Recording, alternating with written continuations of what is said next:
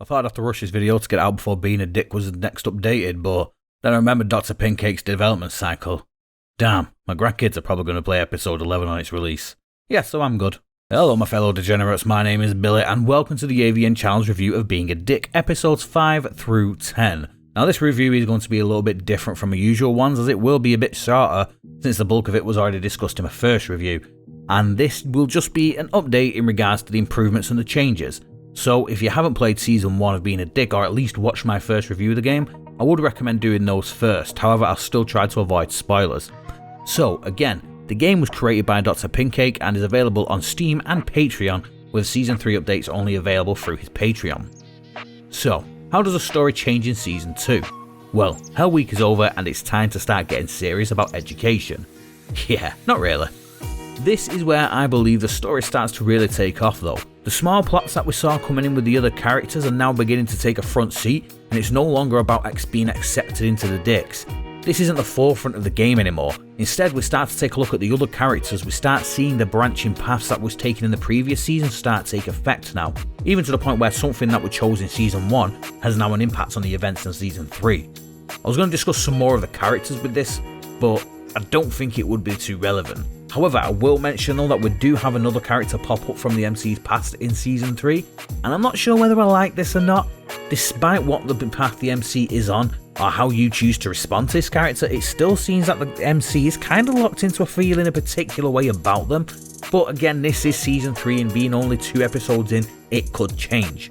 The main love interests remain the same however, and you do have to choose a path to stick to in season 2, and we also get locked into our affinity towards the end of season 2 as well. So if you're a dick, you're always going to be a dick.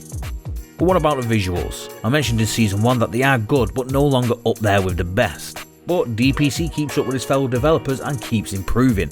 The renders in season 3 are fantastic in comparison to season 1, and if you play season 3 and then jump back to season 1, you can see the difference. The normal animations still seem a little slow and heavy, but overall there is an improvement. But the game's mahjong scenes have clearly had more work put into them with the more options during these scenes, and they are a lot smoother. And the unlockable renders, just next level. However, the audio is still where this game lets me down. The music, still top tier.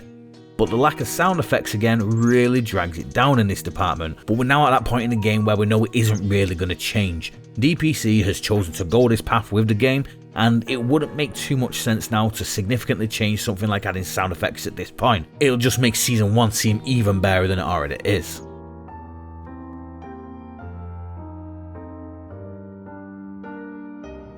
But the biggest changes in this game have to be the mechanics. Season 2 is where DPC sets a standard that looks to be something that he's going to be doing going forward in the coming seasons, and that's a main story mechanic. In season 2, there's an incident where the mansion gets trashed, and the main mechanic of this chapter is to repair it with a repairing mansion minigame, where you have to allocate members of the Dicks to fixing and cleaning up certain areas of the mansion while still trying to earn money for the repairs. And in season 3 you have the main mechanic of becoming a party planner, where you have to fulfill the wishes of each of the Dicks the best you can in a party planning game, where you got to manage your money and the planning space to fulfill the needs that you can. If you play without the minigames, the mansion gets repaired depending on some of the options you choose during the story, and the party planning is significantly more simplistic, and it's just given a few choices via dialogue to determine whether it's the success of the party or not. The usual minigames in season 2 pretty much remain the same however, but with season 3 becomes a big overhaul. The Brawler minigame is now much more in depth and the tests have also changed. The English test now just simply lets you type in a word, but it is a nice improvement and it should have been something that was done from the start instead of having to click a letter with that when you're on a keyboard. The maths tests have also become a kind of Minesweeper-esque game and the gender studies have been removed, thank God. Doing your bullshit, Linda, and is replaced with a science course which brings in a new minigame. There's also a fish tank minigame. The free roams have been significantly expanded to the point in season 3 where the majority of the story actually takes place in these free roams and the parties that you plan. This may or may not be a good thing depending on your opinion on the free roams, but they do look a lot better and they are more interesting. However, one thing that I did forget to mention in season 1's free roam is the UI, and that is unchanged pretty much. To figure out where you can go, you have to move your cursor around the screen until an arrow appears or an object highlights. This gets awkward and you may miss a few things due to this, but at least now they also give you ability to quick travel during these bigger free roam events. So, with these changes, all pretty much for the better, has the best girl changed with them? Well, this was a close one. And I mean really close. I was torn between Sage and Josie. Yeah, those eyes got to me.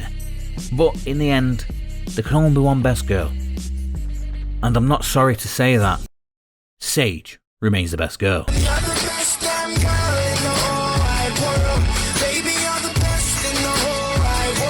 Yes, it was very close. I love the direction things are going in with Josie, but I think her main issue is that she's tied to Maya. Now don't get me wrong, I like Maya, but I think a solo route with Josie would be a great idea, and with the repercussions that this would have with Maya would result in a hell of a lot of drama, especially with Derek. And that's one of the main things that held Josie back for being the best girl. But with Sage, I mentioned in season 1, she's a party girl, and you become her mahjong buddy.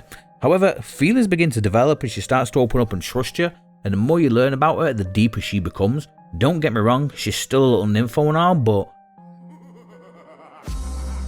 she's also much more. She's interesting, and trust me when I say plot twist, I did not see that coming. But I see something else coming when it comes to her mahjong scenes. Phrasing first, boom! No, that was not phrasing. That was not a Freudian slip. That was absolutely intentional. Anyway, so yeah, choosing between these two was hard. Phrasing? No. You. But ultimately, Sage comes out on top. Phrasing. Boom. Oh, come on. So, should you play on after season 1? Yes. Yes, you should. And if you've played and enjoyed season 1 and not any more of it, then you are really doing yourself a disservice. The story becomes significantly more interesting with the plot twists and the mysteries and even a few of the emotional moments where you get to see the real side of the characters. Yeah, if you don't like free roams, that may put you off a bit, but again, they have improved and have a bit more purpose than just spinning around in Maya's room. That's something we did a lot of in season 1. And I'm going to end this with my main concern though, and that is DPC's update cycle.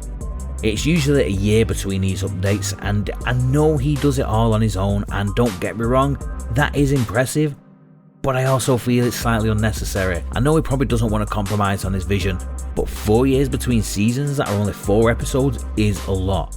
Now there's a lot in these episodes, especially when you look at the different branches, but it's quite a while to wait. Especially for those Steam players who aren't paying it through Patreon. And it also worries me with the minigames, like the fish tank one I mentioned. I really don't think it's necessary, and valuable development time is being wasted on adding them. Personally, I'd rather have a bit of a shorter development time at the expense of cutting away some of these unnecessary minigames. I mean, let's be honest, most people probably turn them off after the first one anyway.